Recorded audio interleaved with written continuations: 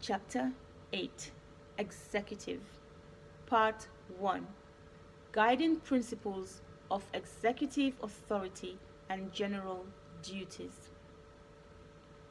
Principles of Executive Authority 83 1. The executive authority of the Gambia vests in the President, who shall exercise the authority in a manner that accords with respect for the rule of law and is compatible with the principles of service to the people of the Gambia. 2.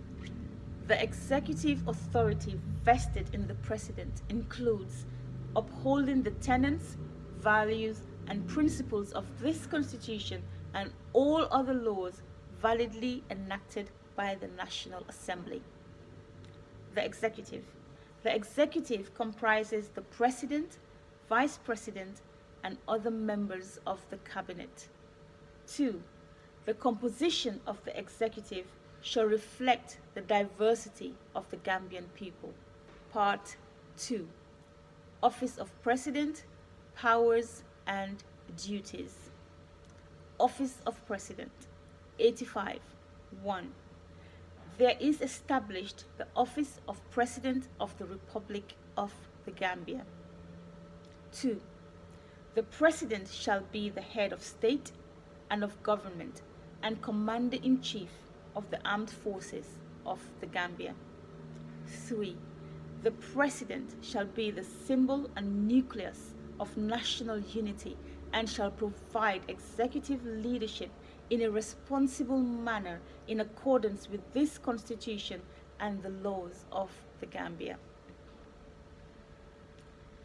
The President shall at all times a. Respect, uphold and defend this Constitution as the supreme law of the Gambia. b. Safeguard the sovereignty of the Gambia. c. Uphold, promote and enhance the unity of Gambians. d. Uphold and promote respect for the diversity of the people and communities of the Gambia. And e. Take appropriate steps to promote and protect the rule of law and the fundamental human rights and freedoms enshrined in this Constitution. Powers of President 86 1. The President shall exercise or perform the following powers and duties. A. To steer, direct, and coordinate the affairs of the state in a manner not inconsistent with this Constitution or any act of the National Assembly. B. To assent to acts enacted by the National Assembly and, where required, to bring the acts into force. C. To convene and preside over meetings of the Cabinet. D. Subject to the Constitution and any act of the National Assembly so authorizing, to constitute any public office for the Gambia. E.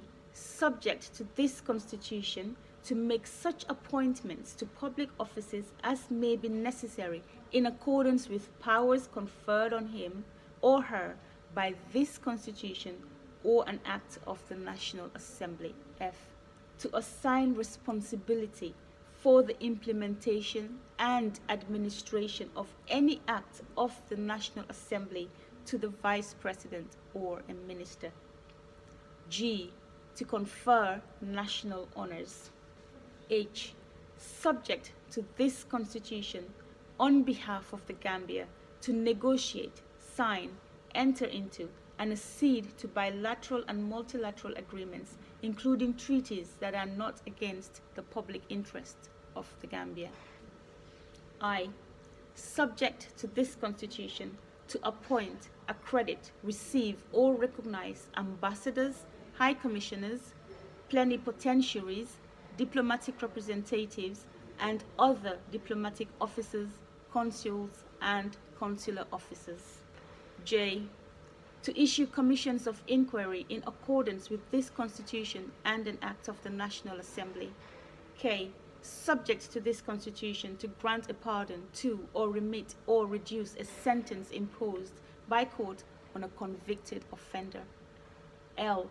Subject to this Constitution to declare a state of public emergency in the interest of the Gambia. M. Subject to the prior approval of the National Assembly to declare war and make peace. N.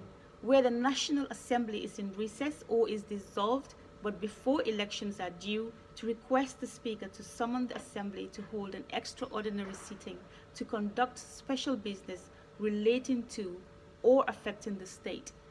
And O. To exercise such other power or perform such other functions as may be provided by this Constitution or an act of the National Assembly. 2. Subject to subsection 3, the powers and duties conferred or imposed on the President under subsection 1 may be exercised or performed by the President directly or through the Vice President or a Minister. 3. The powers conferred on the President under subsection 1b, d, e, f, I, j, k, l, m, and n may not be exercised by any other person. 4. Where under this Constitution or an act of the National Assembly any appointment by the President requires confirmation or approval by the Assembly, such confirmation or approval shall, unless otherwise provided in this Constitution, be made if at least one half of the members of the Assembly present vote in favor of the appointment. Duty to attend and address the National Assembly. 87.1. The President shall at the commencement of each year, but in any case not later than the end of March, attend and address the National Assembly. 2. The address by the President shall relate to matters concerning the state of the nation and may include previous, current, and future policies of the government. 3. The President shall at any time during the course of the year attend and address a special sitting of the National Assembly on a matter of national importance if so requested by the National Assembly on a resolution passed by not less than one half of all members of the National Assembly. 4. A resolution passed by the National Assembly pursuant to subsection 3 shall specify the date and the subject matter of national importance on which the President shall address the National Assembly. 5.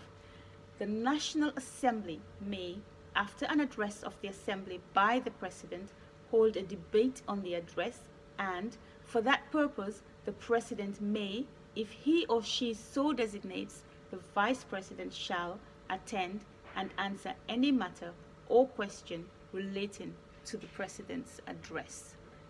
Decisions of the President. 88.1. Where the President takes a decision or issues a directive in the performance of any function under this Constitution or an act of the National Assembly, the decision or directive shall be in writing and shall bear the seal and signature of the President. 2. Where the signature of the President is required on any instrument, the signature shall be confirmed by the public seal.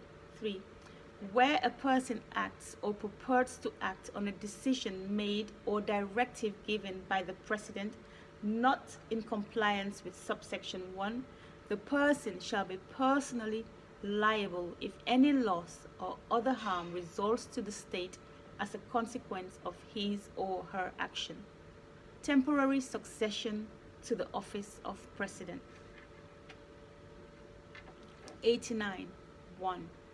Where an inquiry is initiated under section 105 into the mental or physical capacity of the President to discharge the functions of the office of President, A. The President shall step down until such time as the inquiry is completed, and B. The Vice President shall assume and perform the functions of the office of President. 2. If the Vice President is for any reason unable to assume and perform the functions of the office of President, the Speaker shall assume and perform the functions of President. 3. Whoever assumes office of President under this section shall not take or subscribe to any oath for the due execution of that office. Part 3. Election to the office of President. Election of President. 91. The President shall be elected by registered voters in a national election conducted in accordance with this Constitution and an act of the National Assembly regulating the election of President. 2. Election to the office of President shall be held 3 weeks before the end of term of the incumbent President. Qualifications for election as President. 91.1. Subject to Section 92, a person is qualified for election as President if he or she A. is a citizen of the Gambia, B. has on the date of nomination for election of President attained the age of 30 years, C. has been ordinarily resident in the Gambia for the 3 years immediately preceding the date of nomination for election of President, D. has on the date of nomination for election of President produced a certificate from a medical practitioner in the Gambia declaring him or her to be of sound mind. E is a registered voter. And F holds a minimum of an undergraduate degree plus 5 years work experience after the date of attaining that degree, or G holds a minimum of a senior secondary school certificate or its equivalent plus 12 years work experience after the date of attaining that certificate. 2. The obligation is on the person who intends to be nominated for election as President to establish to the satisfaction of the Independent Boundaries and Electoral Commission that he or she possesses the qualifications mentioned in subsection 1. Disqualifications for election as President. 92.1. A person is disqualified for election as President if he or she A. holds the citizenship or nationality of, or in any other manner owes allegiance to a country other than the Gambia. B. Acquired citizenship of the Gambia by registration or naturalization. C. Has during any period of service in a public or elected office or in the private sector been found liable for misconduct, misbehavior, negligence, or corruption by a commission of inquiry. D. Subject to subsection 2A has, during any period of service in a public office or in the private sector in the Gambia, been terminated or dismissed for dishonesty. E. Subject to subsection 2B has been convicted by a court or tribunal of competent jurisdiction of 1. An offense involving dishonesty or immoral conduct, or 2. Any other offense for which the prescribed penalty exceeds 12 months. F. Has within 10 years immediately preceding the date of nomination for elections as President uttered any statement to cause feelings of ill will, disaffection, or hostility between different classes or ethnic groups of the Gambia. G. Has been adjudged or otherwise declared bankrupt under any law and has not been discharged or has entered into an arrangement with his or her creditors. H. Is found to have made a false declaration of his or her assets by the Anti-Corruption Commission. I.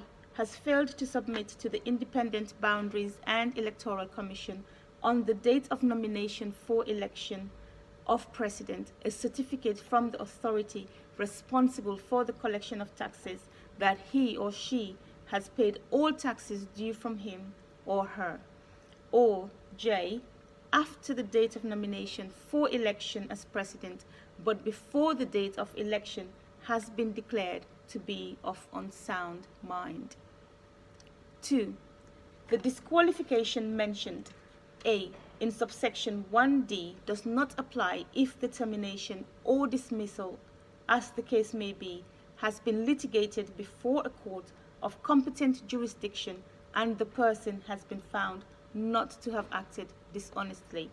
And B, in subsection 1E, does not apply if the conviction has been overturned on appeal or if the person has been granted a pardon in accordance with this Constitution. Nomination of candidates for President. 93. 1. A candidate for election to the office of President shall A, on or before the date of nomination, 1. Satisfy the Independent Boundaries and Electoral Commission that his or her nomination is supported by not less than 5,000 registered voters, consisting of at least 200 from each administrative area, as signified by their signatures or otherwise. And 2. Pay to the Independent Boundaries and Electoral Commission such sum as may be prescribed by an act of the National Assembly. And B. Subject to Section 94, at least 21 days before the date for nomination, lodge a declaration of his or her assets with the Anti-Corruption Commission in such form as the Commission may determine. 2. The Anti-Corruption Commission shall, upon receipt of an assets declaration from a candidate under subsection 1B or section 94(5)B, conduct necessary investigations and submit a report to the Independent Boundaries and Electoral Commission before the date of nomination, confirming whether or not the candidate has made an accurate declaration. Procedure on nomination of candidates for President. 94. 1. If on the date appointed for the nomination of candidate for President only one candidate is nominated, the Independent Boundaries and Electoral Commission shall declare that candidate duly elected. 2. If 2 or more candidates for President are nominated, an election shall be held to elect a President. 3. If on the date appointed for nomination of candidates for President, no candidate is nominated, the Independent Boundaries and Electoral Commission shall appoint a new date, being not more than 7 days for nomination of candidates for President. 4. If a person who has been nominated as a candidate for President dies between nomination day and polling day, the Independent Boundaries and Electoral Commission shall appoint a new nomination day, being not more than 7 days of the death of the candidate for President. 5.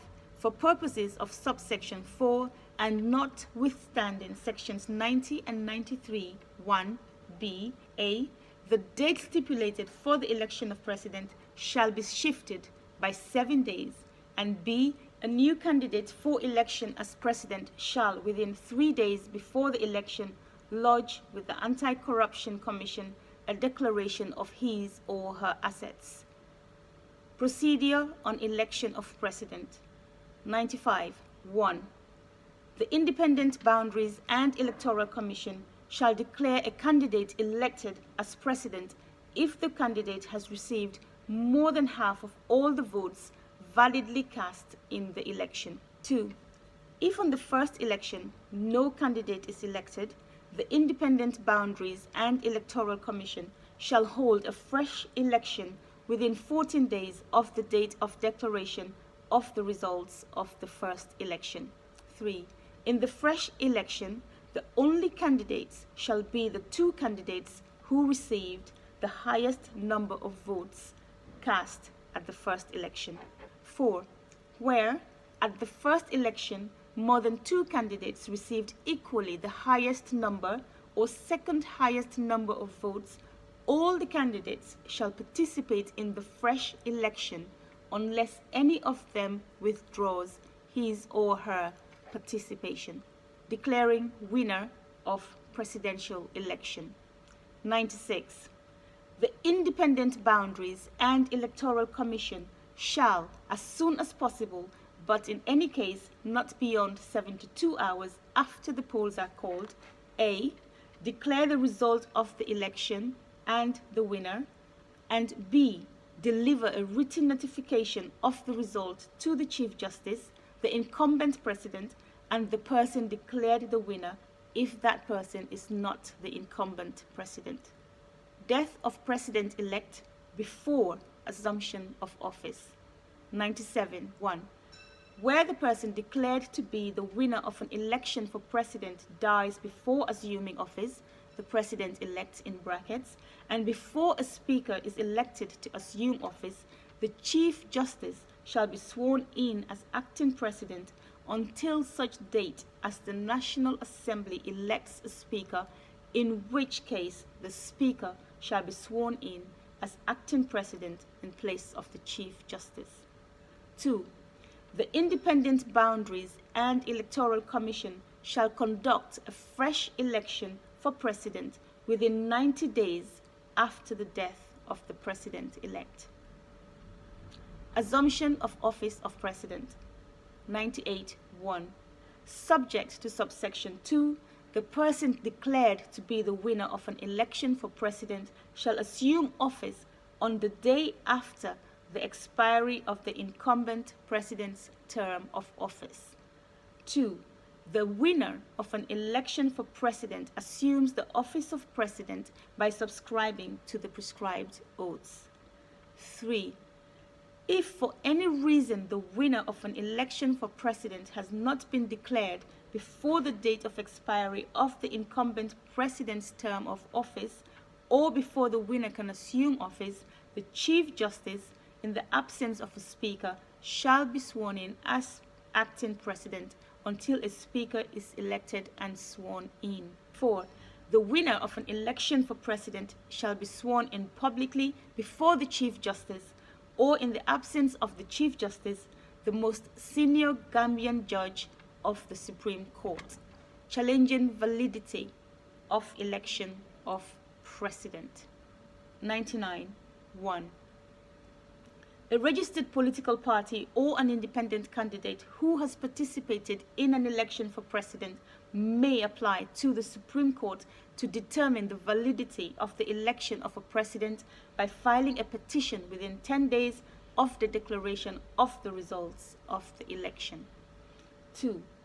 The Supreme Court shall, within 14 days after the filing of a petition under subsection 1, or if more than one petition has been filed, within 14 days after the date of the last petition filed, hear and determine the petition or petitions, and the decision of the Supreme Court shall be final. 3. Subject to subsection 4, the filing of a petition under subsection 1 shall not be a bar to the swearing in of a winner of an election for president. 4. If the Supreme Court determines that the election for president is invalid, the Independent Boundaries and Electoral Commission shall conduct fresh elections for president within 90 days after the determination. Part 5. Terms and conditions of office of president. Term of office of president. 100. 1. Subject to subsection 3, the president shall hold office for a term of 5 years. 2. No person shall hold office as president for more than 2 terms of 5 years each, whether or not the terms are consecutive. 3. Where the life of the National Assembly is extended for any period in accordance with section 1382, the term of office of the president shall be extended for the same period. 4.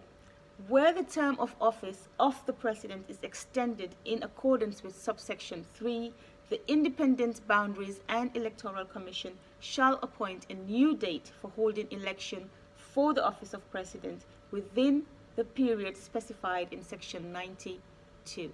Disclosure obligations of the president. 101.1. The president shall: A. Within 3 months of assuming office, disclose to the Anti-Corruption Commission 1. All liabilities and business interests he or she has or that is held on his or her behalf, and 2. All the assets, liabilities, and business interests of his or her spouse held by or on behalf of the spouse. And B. Within 3 months of leaving office, disclose to the Anti-Corruption Commission all liabilities, assets, and business interests he or she has incurred or acquired during his or her tenure as president or that is held on his or her behalf. And 2. or liabilities, assets, and business interests of his or her spouse held by or on behalf of the spouse. 2. Whereupon assuming office the President has any business interest, he or she shall, unless he or she otherwise disposes of the business interest, transfer the business interest to be held on his or her behalf in a trust, which shall be managed in a manner to ensure conformity with this section. Restrictions regarding the office of the President. 102. The President shall not, during his or her tenure of office, A. Hold any public or private office, and shall not perform remunerative work outside the duties of his or her office. B. Use his or her office or use information entrusted to or received by him or her in his or her official capacity for personal gain directly or indirectly, or place himself or herself in a situation where his or her material interest conflicts with the duties and responsibilities of his or her office. Or C. Establish or advocate for, participate in, or promote the establishment, or in any other way engage in the establishment, directly or indirectly, of any organization or institution of a civic, charitable, or other nature. Immunity of President from legal proceedings. 103.1. Subject to this section, the President shall not, during his or her tenure in office, be liable to civil or criminal proceedings, whether in his or her personal capacity or in relation to the performance of a function of his or her office. 2. The office of President shall not be immune to orders of the courts concerning rights and duties under this Constitution. 3. A person shall not, after leaving the office of President, be liable to be sued for any act or omission done or omitted in his or her official capacity during his or her tenure as President, but shall not otherwise be immune. 4. The immunity granted to the President under this section shall not, after the President leaves office, extend to any offense the President committed during his or her tenure in office. 5. Nothing in this section shall be construed as A. Preventing the National Assembly from impeaching the President for obstruction of justice under Section 106(1)(d), and B. Extending to a crime for which the President may be prosecuted under any treaty to which the Gambia is a party and which prohibits such immunity, and for that purpose Section 9(2) shall not apply. 6. Where a person who has ceased to hold or perform the functions of the office of President is a party to any legal proceedings, any period during which the person was immune from legal proceedings under this section shall not be counted for the purposes of applying any rule regarding the limitation of action. Vacancy in the office of President. 104.1. The office of President shall become vacant if the holder of the office A. dies, B. resigns in accordance with Section 306, or C. otherwise ceases to hold office under Section 99, 100, 105, or 106. 2. If the office of President becomes vacant, the Vice President, or if the Vice President is unable to assume that office, the Speaker shall assume the office as acting President. 3. If for any reason the Speaker is unable to assume the office of President in accordance with subsection 2, the Chief Justice shall assume the office as acting President. 4. Where the office of President becomes vacant, the Independent Boundaries and Electoral Commission shall hold election to that office within 90 days from the date the vacancy occurred. 5. The Vice President, Speaker or Chief Justice, as the case may be, shall, before assuming office as acting President as provided in this section, take the prescribed oaths. 6. Upon assuming office as acting President, A. The Vice President shall, in his or her capacity as acting President, appoint a new Vice President in accordance with this Constitution. B. The Speaker shall vacate the office of Speaker. C. The Chief Justice shall temporarily cease to sit on the Supreme Court. Removal of President by reason of mental or physical incapacity. 105.1. The National Assembly may, by a vote of not less than 1/2 of all members of the Assembly, pass a resolution alleging that the President is by reason of infirmity of body or mind incapable of performing the functions of his or her office. 2. The resolution referred to in subsection 1 shall give particulars of the incapacity alleged against the President and request the Chief Justice to constitute and appoint a medical board. 3. Where the National Assembly passes a resolution in accordance with subsection 1, the Speaker shall transmit the original of the resolution to the Chief Justice, who shall, subject to subsections 3 and 4, and without delay, constitute and appoint a medical board to inquire into and assess the allegation of mental or physical incapacity of the President. 4. The medical board constituted and appointed under subsection 3 shall comprise A. The President's personal physician or such other physician as the President selects, and B. 4 other medical practitioners who are specialized in the field of medicine relative to the nature of the area in which the President is to be examined. 5. In constituting and appointing the medical board, the Chief Justice shall A. Act on the advice of the head of the health services in the Gambia. B. Provide a time frame within which the medical board must complete its assessment. And C. Appoint the members of the medical board on such other terms and conditions as he or she deems fit. 6. The medical board shall, after duly inquiring into and assessing the allegation of mental or physical incapacity of the President, prepare and submit a report to the Chief Justice stating the board's opinion on whether the President is, by reason of infirmity of body or mind, incapable of performing the functions of office of President. 7.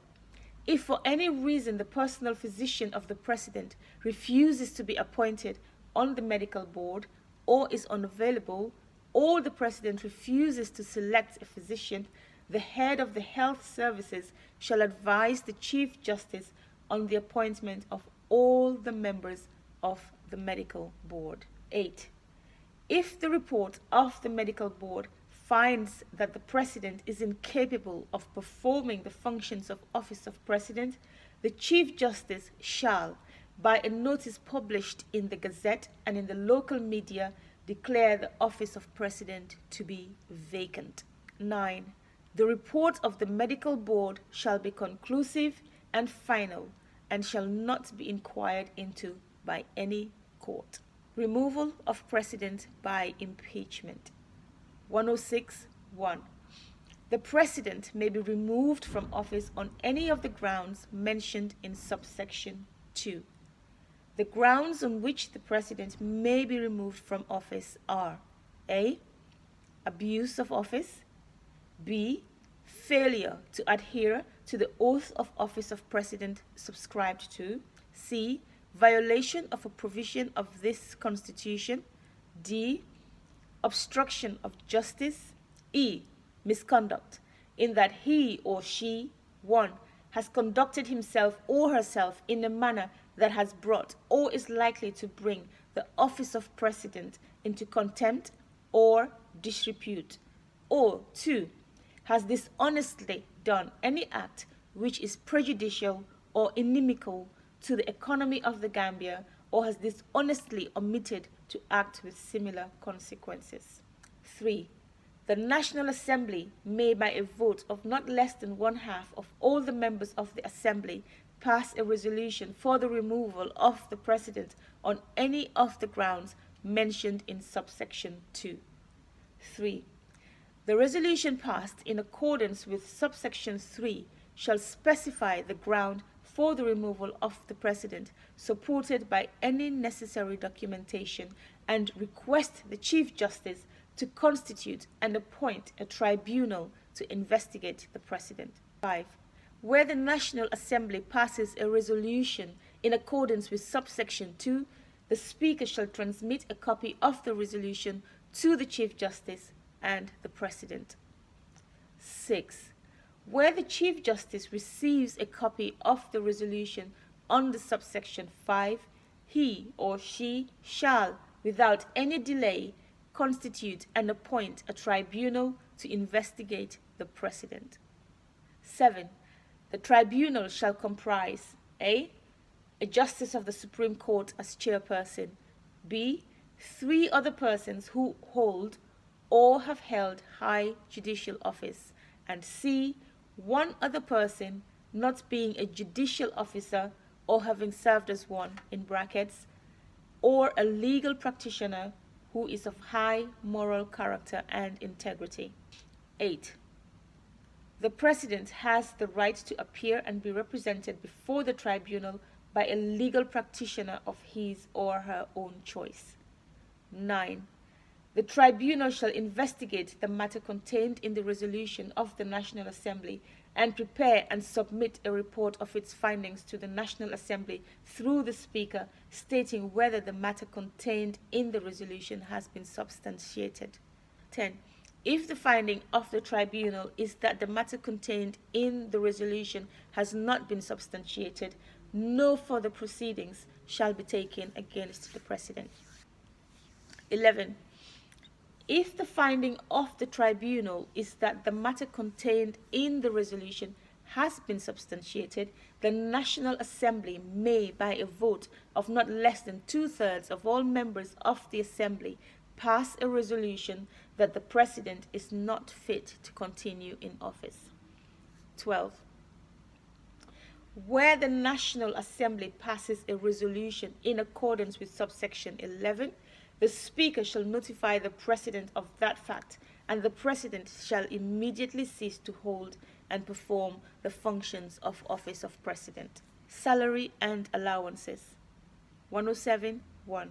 The President shall receive such salary and allowances as may be prescribed by an act of the National Assembly, and the salary and allowances shall not be altered to his or her disadvantage during his or her tenure in office. 2.